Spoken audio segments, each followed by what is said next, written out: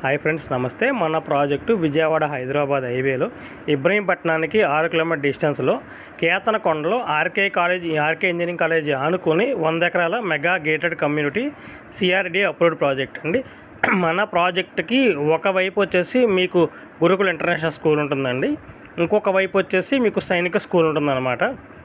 మన project national హైవేకి ఒక 1 కిలోమీటర్ దూరంలోను, ఇప్పుడు రాబోయే ఐకానిక్ బ్రిడ్జ్కి ఒక 1.5 కిలోమీటర్ డిస్టెన్స్లోను, ఈ ఆర్కే ఇంజనీరింగ్ కాలేజీకి మన ప్రాజెక్టుకి మిడిల్లో ఇన్నర్ రింగ్ రోడ్ అండి. జస్ట్ 100 మీటర్ డిస్టెన్స్ లోపే ఇన్నర్ రింగ్ రోడ్ ఉంటుంది. మన ప్రాజెక్ట్ దగ్గర నుంచి మీకు 7 కిలోమీటర్లో పరిటాల ఆంజనేయ స్వామి టెంపుల్, అవుటర్ రింగ్ రోడ్డు, పరిటాలలో వచ్చేసి రైల్వే హబ్బు దగ్గరగా ఉంటుందండి.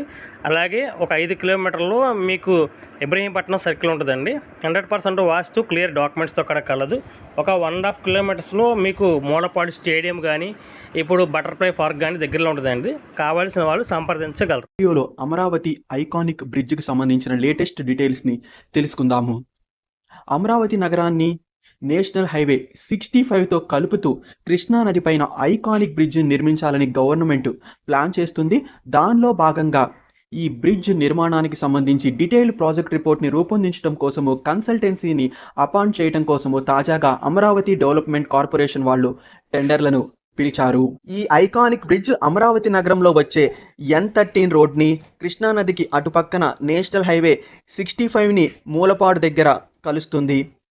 ఈ బ్రిడ్జ్ పొడవు సుమారుగా 5.2 కిలోమీటర్లు ఉండే అవకాశం ఉంది.